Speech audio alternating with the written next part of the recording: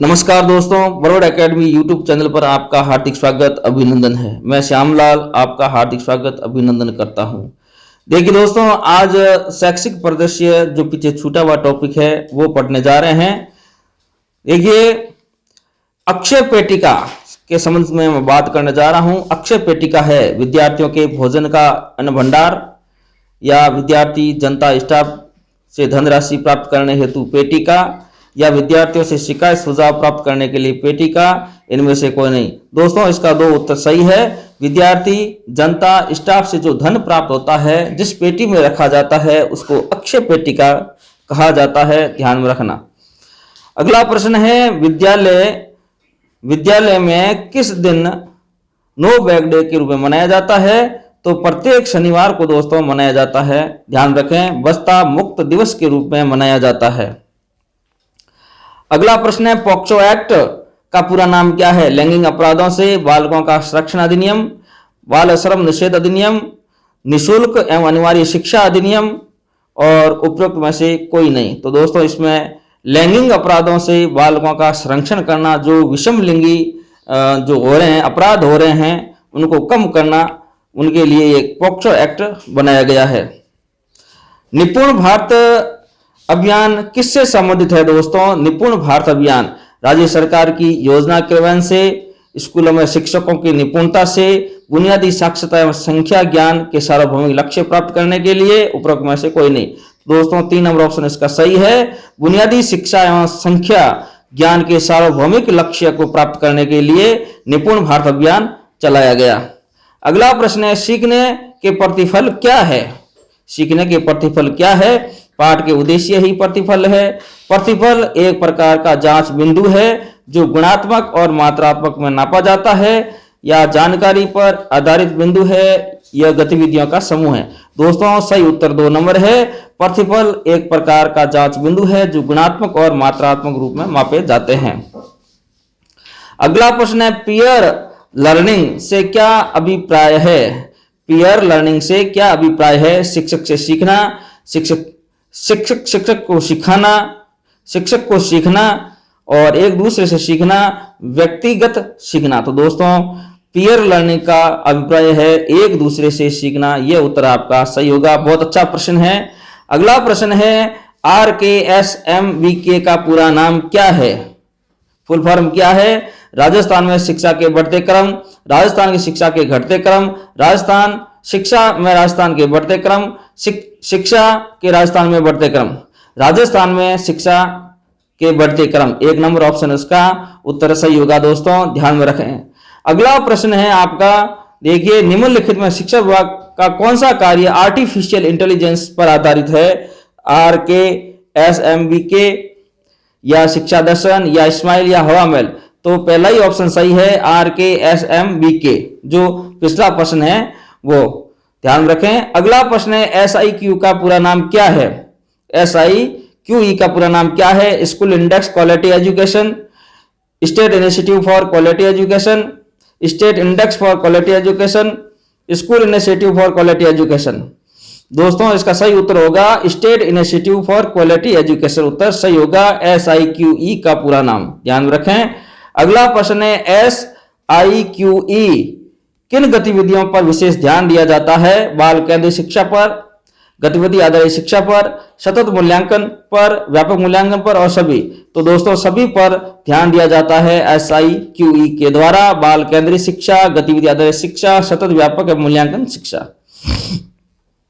अगला प्रश्न है दोस्तों आपके सामने, राज्य में प्राथमिक स्तर पर गुणवत्तापूर्ण शिक्षा प्रदान करने के लिए SIQE कब प्रारंभ किया गया? 2011-12, 15-16, 17-18, 10-11। तो दोस्तों, 15-16 में SIQE की स्थापना हुई, ध्यान में रखें। SIQ शुरुआत हुई है 2015-16।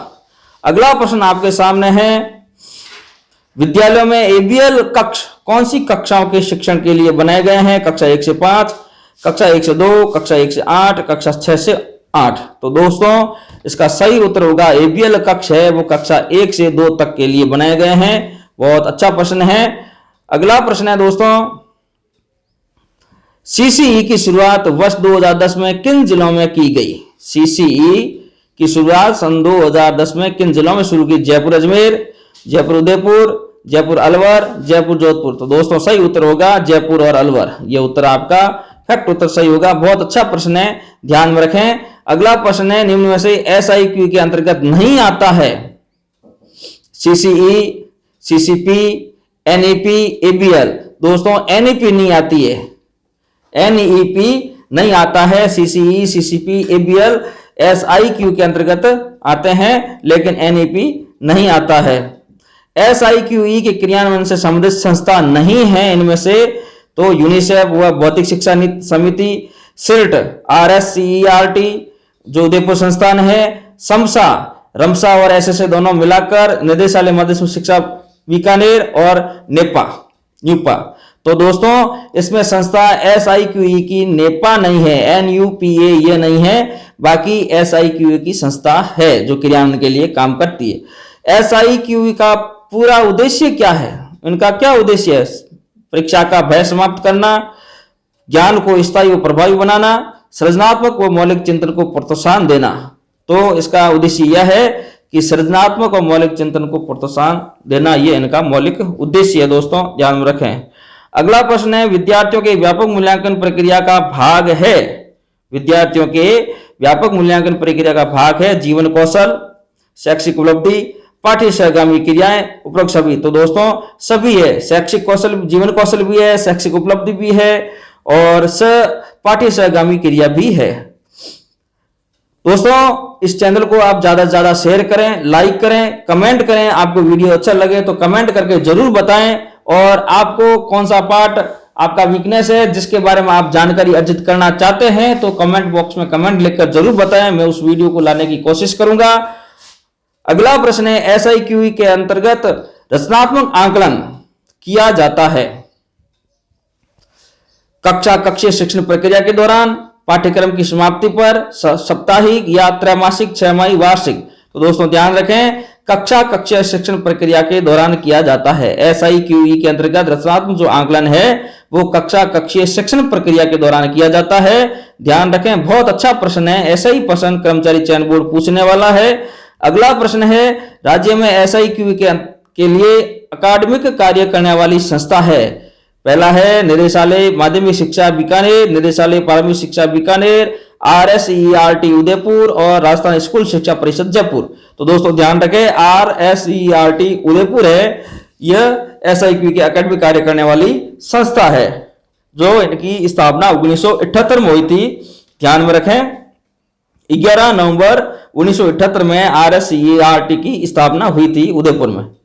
8 प्रभाग है, 6 प्रभाग है, जिसमें एक प्रभाग है जो प्रौद्योगिकी से संबंधित है, टेक्नोलॉजी संबंधित, वो अजमेर में कार्यरत है, और 5 प्रभाग इसके जो प्रेजेंट कैंपस है वहीं कार्यरत है। दोस्तों ध्यान में रखें। अगला प्रश्न है आपके सामने, अगला प्रश्न है, सीसीई पद्धति में योग्यतात्मक मूल्यांकन एवल्यूएशन, समेटिव एवल्यूएशन एक्शन का उद्देश्य है। सीसीई पद्धति में योगात्मक मूल्यांकन क्या है उसके बारे में देखिए। पहला है, समय विशेष विभिन्न कार्यों पर विद्यार्थी ने कितना अच्छा निष्पादन किया का पता लगाना। 2 नंबर, अधिगम को सुगम बनाना, ग्रेड न प्रदान करना। 3 नंबर, ऐसे विद्यार्थी पता लगाना जो साथियों के समकक्ष सम प्राप्ति में कठिनाई अनुभव कर रहा है। और अगला है, अगली इकाई के अनुदर्शन से पूर्व प्रगति का पता लगाना। दोस्तों सीसीई पद्धति के योगात्मक मूल्यांकन का उद्देश्य है समय, 1 नंबर, समय विशेष एवं विभिन्न कार्यों पर एक विद्यार्थी ने कितना अच्छा निष्पादन किया है वो आपको पता लगाना है। यह उत्तर इसका सही है। अगला प्रश्न है, सीसीई सतत एवं समग्र मूल्यांकन। सीसीई में सतत शब्द का अर्थ क्या है? शिक्षण अधिगम प्रक्रिया में बनाई गई एक घटना का मूल्यांकन, या निरंतर प्रक्रिया के रूप में छात्र की वृद्धि और विकास के पहचाने हुए तथ्यों का मूल्यांकन, या निश्चित अंतरालों के साथ व्यक्ति की बार बार जांच करना। और अगला है, निरंतर और समय समय पर विभिन्न परीक्षाओं का आयोजन कराना। तो दोस्तों सतत एवं समग्र मूल्यांकन, सीसीई में सतत का अर्थ है निरंतर प्रक्रिया के रूप में छात्र की वृद्धि और विकास के पहचाने हुए तथ्यों का मूल्यांकन करना है। यह उत्तर इसका सही है, बहुत अच्छा प्रश्न है। अगला प्रश्न है, आरटी 2009 की कौन सी धारा में सतत एवं व्यापक मूल्यांकन का प्रावधान किया गया है? धारा 29 में किया गया है। वेरी मोस्ट क्वेश्चन है दोस्तों। ऐसे सवाल अभी कर्मचारी चयन बोर्ड आपके तृतीय श्रेणी अध्यापक भर्ती परीक्षा में पूछने वाला है। एक्ट से संबंधित पूछेगा, जिसमें 1, 2, 3 सवाल है वो साथ में मिले हुए होंगे।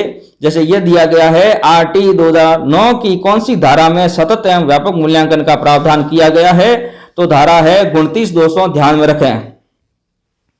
अगला प्रश्न है, सीसीई के संदर्भ में पोर्टफोलियो है। क्या है पोर्टफोलियो? आधार रेखा मूल्यांकन, गतिविधि आधारित शिक्षण, बच्चों द्वारा किए गए कार्यों के साक्ष्यों की फाइल या शिक्षक की डायरी। तो दोस्तों ध्यान में रखें, सीसीई के संदर्भ में पोर्टफोलियो है बच्चों द्वारा किए गए कार्यों के साक्ष्यों की एक फाइल है, जिसको पोर्टफोलियो कहते हैं। आज दोस्तों इतना ही। अगली कक्षा में शैक्षिक परिदृश्य से संबंधित कुछ नए तथ्य लेकर फिर से मैं हाजिर रहूंगा। तब तक मुझे इजाजत दीजिए। नमस्कार, धन्यवाद।